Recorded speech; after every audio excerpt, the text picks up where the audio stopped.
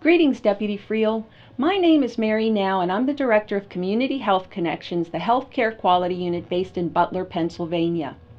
We at Community Health Connections would like to welcome you to your new position. We know there are many challenges you face, unprecedented economic challenges that force you and your colleagues to make many difficult and unpopular decisions. But we also want you to know that you have our commitment to be faithful stewards of what has been entrusted to us. We accomplish a great deal here at Community Health Connections, and it is through this video letter that we've prepared especially for you that we hope to give you a glimpse of our accomplishments, purpose, passion, and our value worth preserving. Community Health Connections is one of 8 healthcare quality units blanketing our Commonwealth. You will usually hear us referred to as HICUs. Our particular HICU serves 9 counties in western Pennsylvania.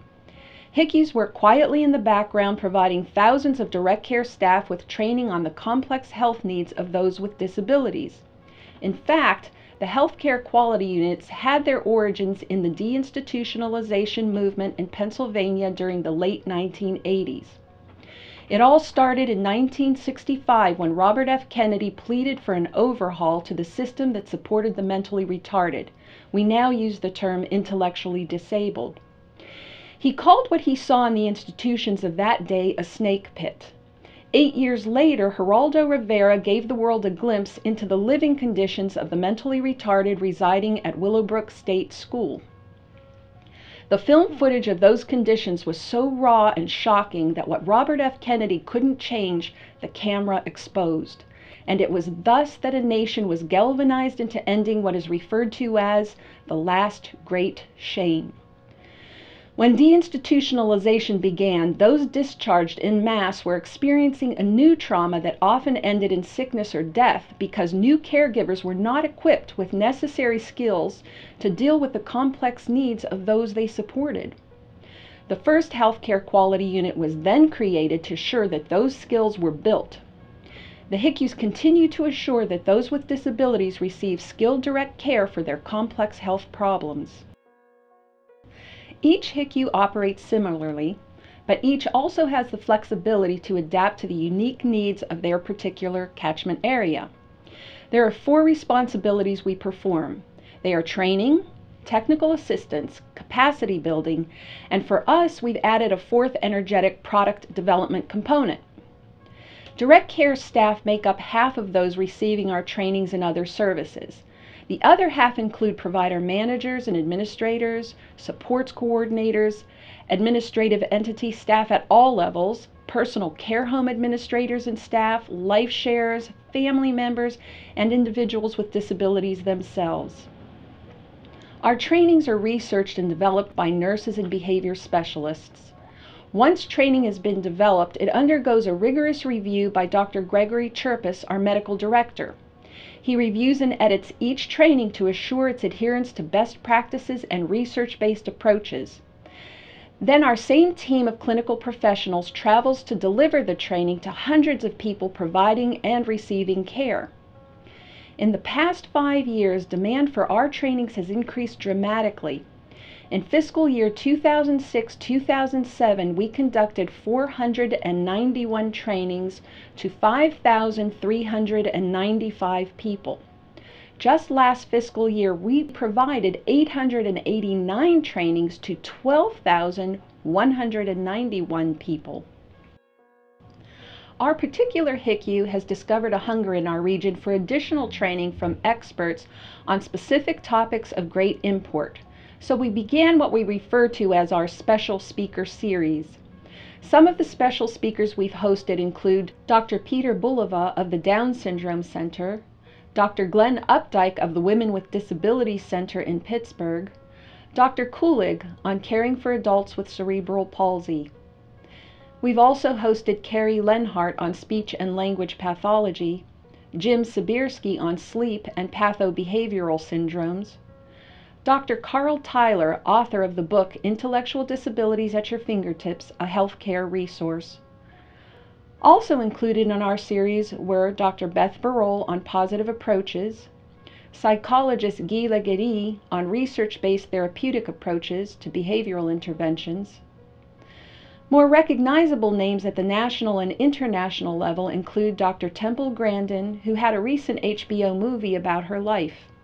She taught us practical strategies in autism services. We've also hosted Dr. Patch Adams, whose story was featured in a film starring Robin Williams. Finally, we've hosted someone we've come to know as a close personal friend, David Hinsberger, international speaker and author, whose passion, research, and energies are devoted to keeping those with disabilities safe from abuse. To help cover the cost of these events, our HICU invites local businesses and compatible agencies to exhibit and advertise at our conferences. Their participation has the benefit of not only helping to offset our costs, but also to draw attention to the array of products, services, and resources available to those we support. Because of growing training demand, we also decided to invest in developing online trainings.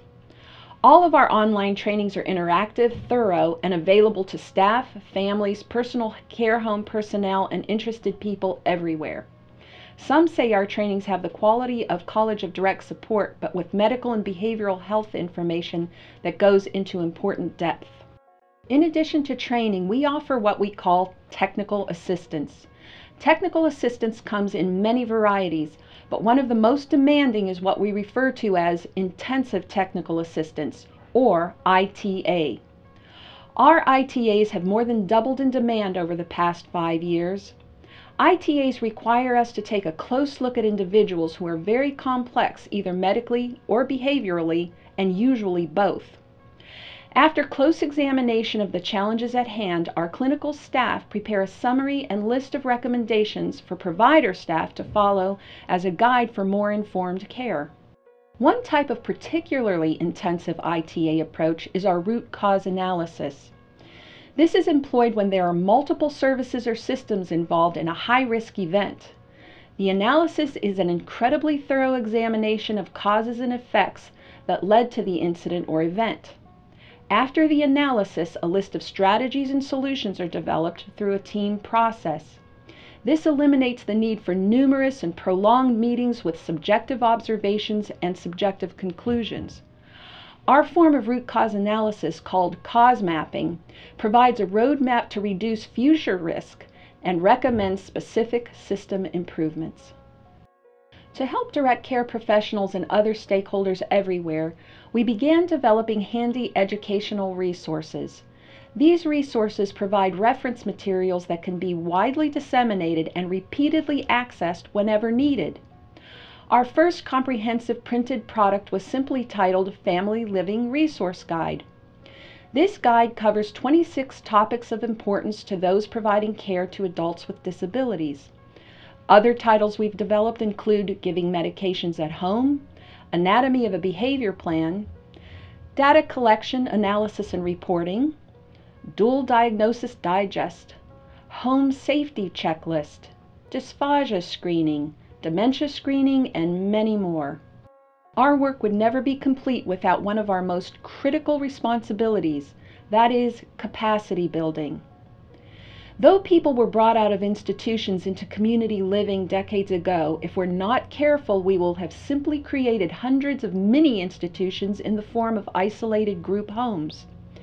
The HICUs work to impact the community services available to everyone, to help assure that individuals with disabilities receive the same quality care every citizen should expect.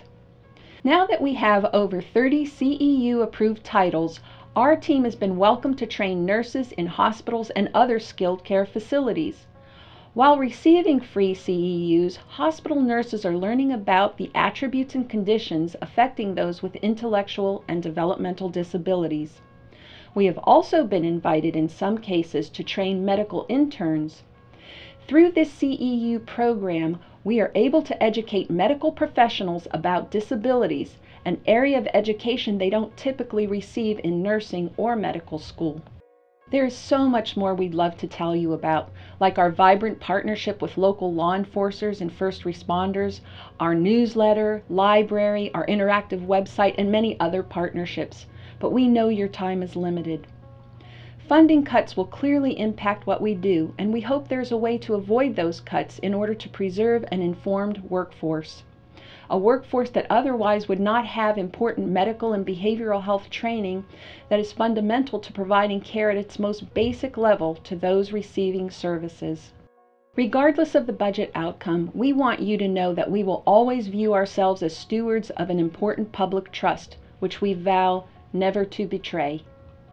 Deputy Friel, in case you're wondering how it is we can afford a video production like this, well, we'd like to thank Bentler Films for giving their time and talents at no cost to us, because for them, like for us, it's personal.